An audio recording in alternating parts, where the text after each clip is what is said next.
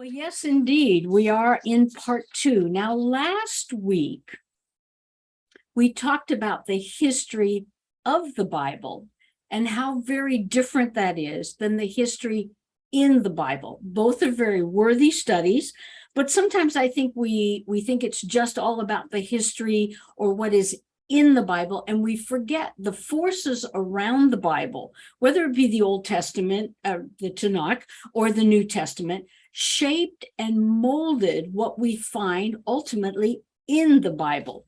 So I asked you to read chapter 2 of Genesis before you read chapter 1. And I hope what you found is that in chapter 2, there was this very rich, almost poetic vision of how the world was created. Humanity was created first, then we get the animals, then we get the plants, and then we see woman being formed out of the man, and it's very rich, it's very earthy, it's very real in a lot of ways. And we know that this particular part of the Bible was written before chapter 1. But ultimately, chapter 1 was put in front. And, part of me goes, well, how can they do such a thing? Yet, when you read chapter 1, you are invited to a whole different understanding of the creation story.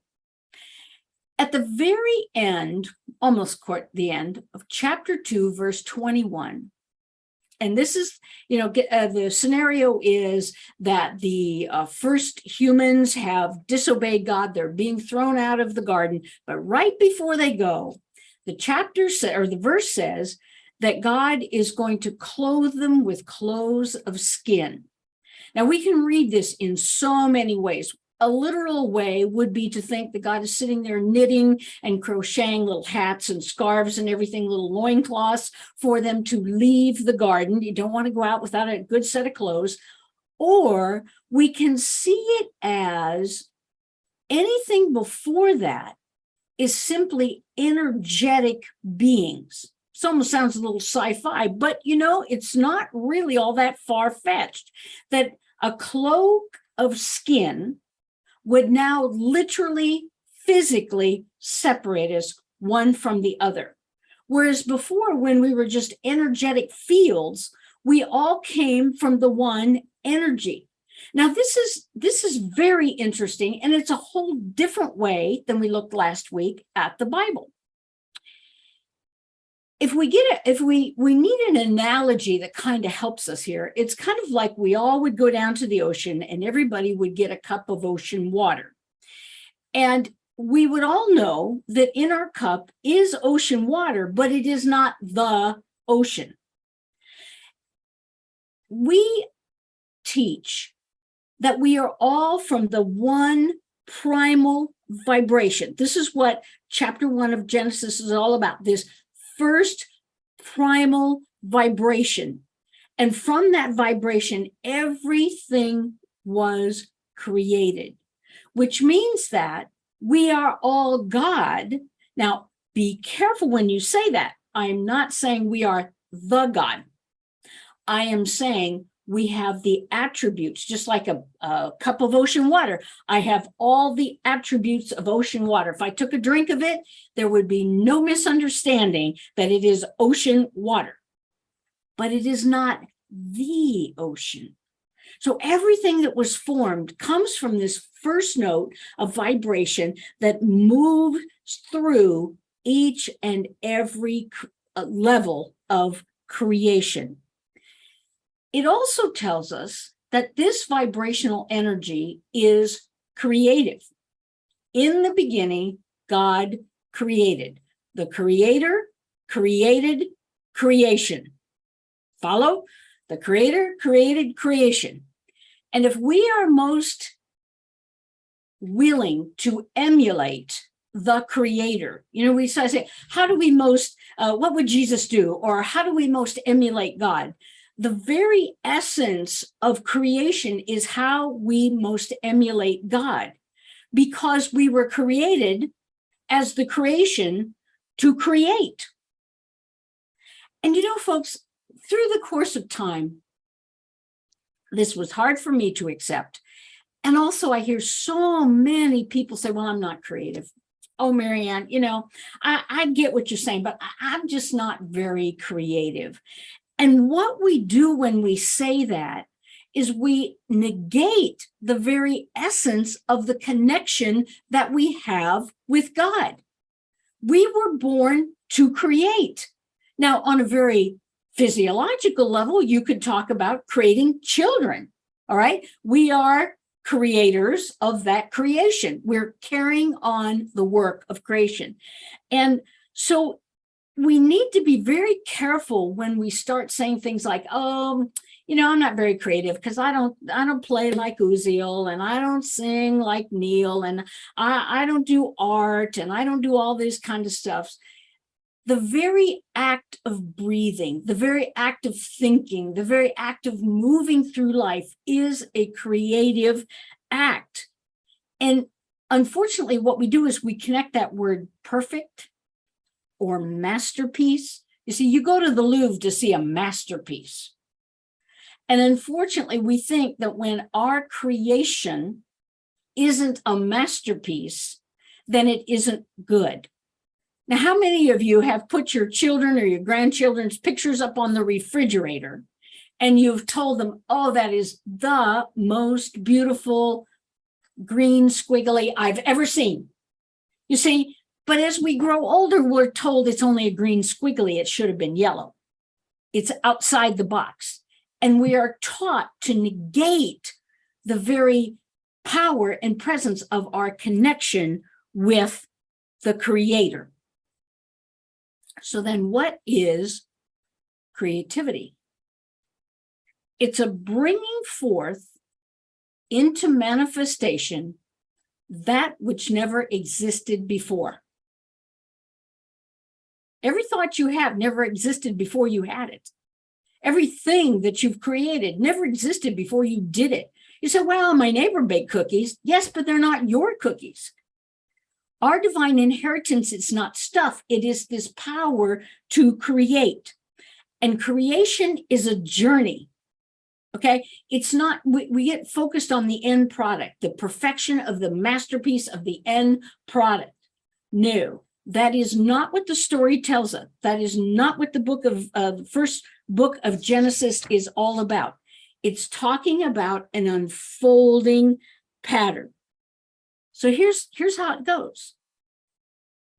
Creation unfolds, creation multiplies, creation evolves, and ultimately creation transforms. And a whole new balance begins. So let's look at chapter 1 of Genesis. In the beginning, there was the formless and the void. The implication is there was silence. There was no sound.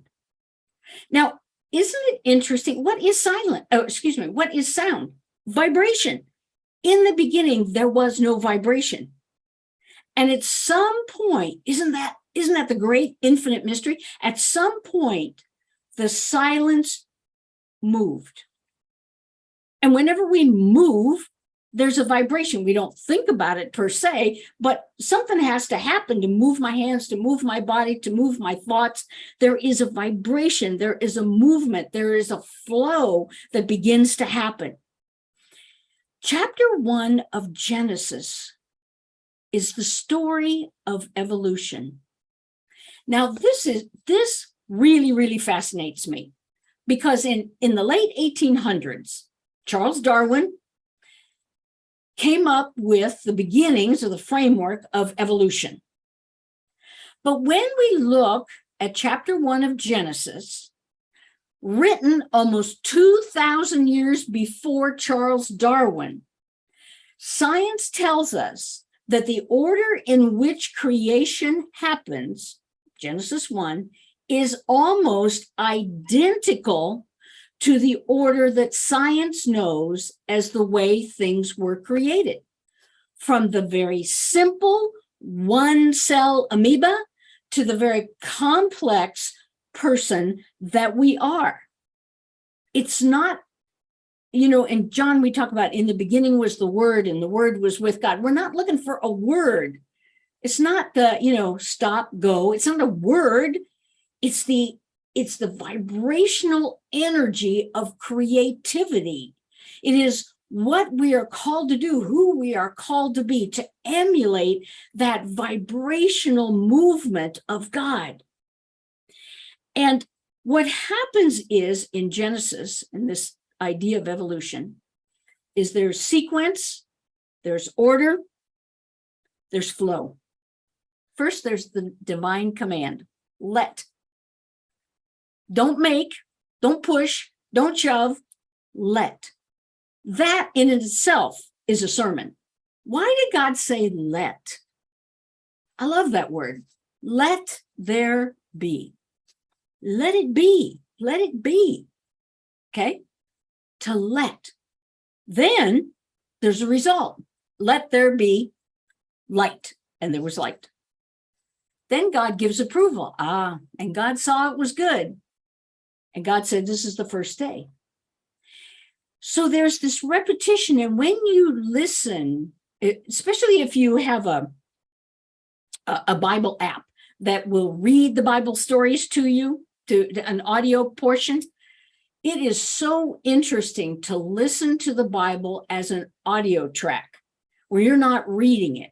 Because when you listen to it, you begin to hear the cadence and the poetry and the art and the language that chapter 1 is really all about. It's like this is the high view of all creation. Chapter 2 is the smaller version of creation about humanity and how it unfolds. But eventually we put chapter 1 there, even though it's a younger version of the creation story, because it is a creation of all story. You see, we too emulate the Creator. Our brain is sitting here in silence. And suddenly, I have an idea. Where'd that come from? Are you driving down the car and you're listening to your tunes and all of a sudden you think of a friend? Where'd that come from? You haven't seen them in a while. You haven't written to them. You haven't connected with them. All of a sudden they come to your mind. Where did that come from? And it begins to unfold. See, this idea of unfolding, we have to recognize like everything in life unfolds. Everything in life evolves. That's where I cannot understand people, it's just my own bias, how they don't understand evolution. Everything, your thoughts are simple at the beginning, then they become complex. The beginning of humanity was a one-celled being, and it became complex. It is always the same, and it repeats itself. Your spiritual journey is very simple in the beginning. And it gets more and more and more complex because it gets more and more nuanced and deeper levels of understanding that just illumines for us this unfolding, and it multiplies. Okay, one petal unfolds, then the next petal, then the next petal, then the next petal. We get more and more and more. There was one tree, now there's millions of trees. There was one squirrel, now there's lots of squirrels. So there's always this multiplication effect of evolution. And then there is also the transformation. And see, this is where a lot of people who don't believe in evolution stop. They get all the way to the 6th day of creation. They say, yeah, I get all of that. But when it comes to humanity, no, that can't be evolution. And here's where they misunderstand. In the ancient brain, remember, this is long before science, to talk about the mutation of species is called a day. When you get done with a day, the next day opens and it doesn't say where we left off last time. It says something different. Now, one of the gifts, if you will, of COVID is that we're beginning to understand mutation more so than we ever did before, because the COVID that you get today is not the COVID of 2 years ago today. Why? Because it has mutated, right? Why do you get a different flu shot every year. It has mutated. So what we see in the Bible, they couldn't explain it as mutated. They didn't have cellular level. They didn't have electron microscopes. What they had is an understanding that when a certain phase and era closed, there was a mutation to a new level. There was a mutation to a new level. There was a mutation to a new level. And the old level did not get lost. It continued its journey of growth and multiplying and going forth. So the journey we start on creatively never looks like it when we end up there, right? How many of you have ever tried to remodel a kitchen? When you start, the idea was just to replace the countertops. $10,000 later, you are now bringing in new counters, new equipment. The idea multiplies.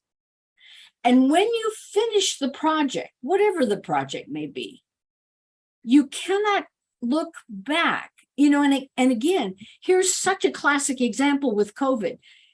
We almost cannot imagine what life was like pre-COVID. Our world has literally gone from one track to another. It's not in the same track anymore.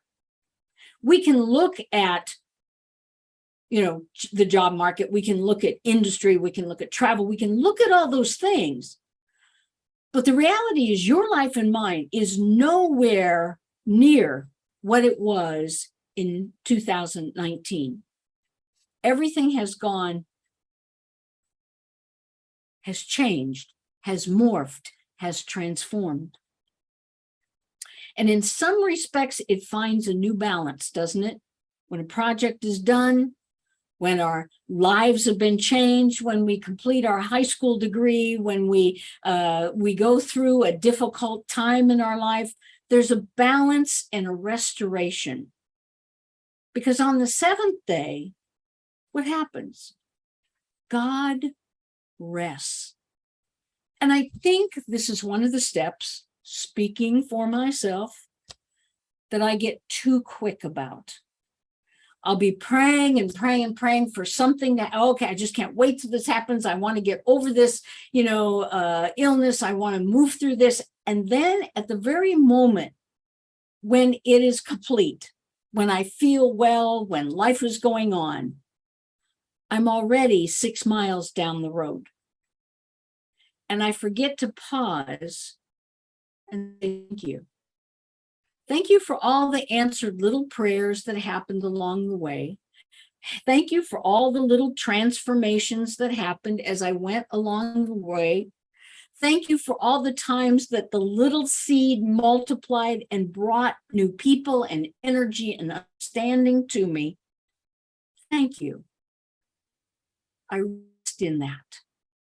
I think it's a challenge. It certainly is a challenge for me because I always have lots of projects going and I'm into the next project before I even get finished with the last one. So my friends, there are so many ways to read the Bible. To simplistically and literally say, I've read it word for word, I've read it literally, is certainly one way to read the Bible. But if we are really to expand and to grow into the nuances of the spiritual textbook, if you will, that the Bible is, then we've got to be willing to look at it in all of its facets. The history in the Bible, the history of the Bible, the metaphysical interpretation, in other words, the universal stories that run through them. We need to see that we are embedded in that story. We are not apart from that story. We are like the cups of ocean water. We have the Bible in us, and we are living the Bible every single day. And the question is, how can we more fully embrace that? How can we more fully engage it? It's to be more creative, to invite ourselves to the opportunity to say, yes, I'm creative. Maybe I'll never do a Picasso. Maybe I'll never bake on the great British cake show. I'll never make a brand new car or develop something in medical science. But I am who I am because I create the life that I'm living. And so we bless this life, and we understand that long before we were separate from one another, or we wore coats of skin, we were one with one another. And isn't this the ultimate of our spiritual journey? Because in the end of the Bible, see, the beginning starts in a garden. Where does it end? In a garden. Why? Because we come full circle from knowing we are one and forgetting to all the experiences of other, finally coming back to the garden and remembering and knowing for the first time that we are one, that there is no separation, that no matter who we are, what we failed to do, or what we have done, that we truly are one in God. We are that same vibration, the creative link. We are the created of an infinite creator born to create a brand new world. Thank you for being with me today.